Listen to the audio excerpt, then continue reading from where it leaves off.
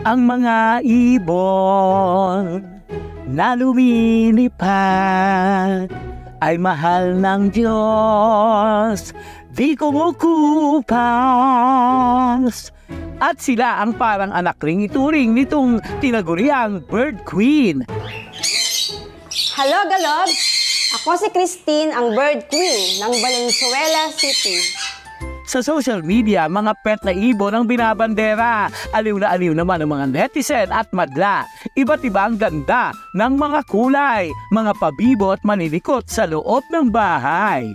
Kaya ang tahanang ito malaparaiso na. Pero mga hindi ito mga ibong Adarna, narito lang sila sa Valenzuela. Kaya hindi ka mababato kahit kumanta pa.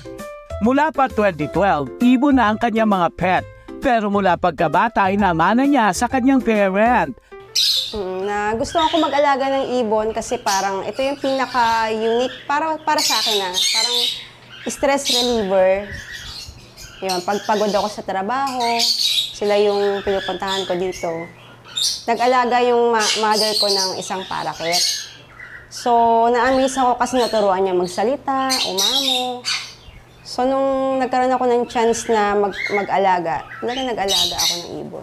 Fast forward ngayong 2024, ang kanyang mga alagang ibon, 24. Kakasabi ko ng last na talaga. Pero pag may nakikita talaga akong inakay, like ito kakatail, African lovebird, hindi ko maiwasan talaga na mag-alaga. Hanggang sa na-realize ko, dami na pala. Sayro. Yan ang kakatail. Ito ang Sun Conure. Yan. Mabait na makulit. Yan, pwede mo hawakan. Hawakan mo. Meron ding African lovebirds at parakeet. Buti pa sila, may jowa. Sakit! Mapansin. Laro. Laro. Para mga bunsong anak sa kanilang pamilya, may sarili pang kwarto, bongga. Spoiled sila sa kanilang mommy, hand-feeding ang mga pet para hindi maging grumpy. Pag hand-feed kasi may oras siya. Like, halimbawa, 2 weeks old yung ibon. Hindi siya pwedeng pakainin lang ng isang beses sa isang araw.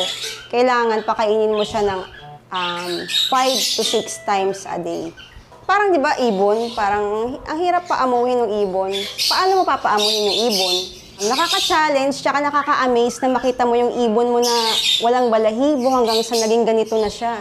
Kasi yung ibon, kapag ka napaamo mo na siya, kagaya nito, sanay na siya sa tao. So kung halimbawang ito, hinanfeed ko siya, napalaki ko siya, ibinigay ko siya sa'yo, may tendency na aamo pa rin siya sa'yo. Siyempre, hindi lang naman puro paglalaro. Kailangan din nila ng vitamins at ligo. Ayan, subukan natin paliguan si Sayro kung maliligo siya. Kung saan silang naliligo naman talaga, hindi advisable na pitulitin mo. Ayan, no? Ayan. Kung tutuusin, malalaki na yung mga anak ko, pwede na ako tanghaliin ng gising. Pero dito, hindi po pwede kasi umaga pa lang mga 6 pa lang, nag-iingay na sila. Naghahanap na ng pagkain, naghahanap na ng inumin. So ako, wala akong karapatan na matulog ng, di ba, ng matagal. Uwi na, uwi na. Yan.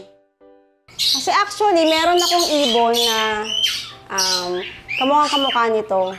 Ang pangalan niya Hara. Yun yung first kakatail na inalagaan ko. Kaya lang, unfortunately, yung pinapagawa namin itong bahay, lumipat kami dyan sa apartment. So, nakalipad siya sa labas. So, nung nakalipad siya, kahit na maamo siya sa akin, tinatawag ko siya sa labas, hindi siya bumalik sa akin. Mas masakit pa sa iniwan ng jowa. Meron siyang leash, may tali.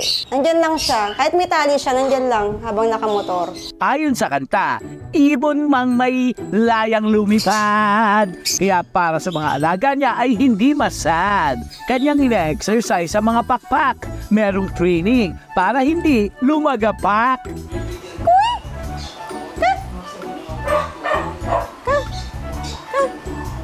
Ngayong hapon, may magpapasikat. Kaya mga kalogs, walang kukurap. Pika, get the ball. Get the ball, get the ball. Ito, right. Left. Hindi. Unang-una dapat meron kang cage. Kaya may cage ka. Hindi naman ibig sabihin ng cage, ikukulong mo na sila. Parang yun yung pinaka-safety place nila. Dapat may oras ka. Siyempre parang ano rin sila, di ba? Parang aso din, pusa. Kailangan din nila ng amo. Sa ngayon, kahit ano'y pwedeng alagaan, kahit maging malazo pa ang inyong tahanan. Tender loving care ay laging ilaan. At para ang tahanan ay walang away, hayaan nating minsan mag-fly.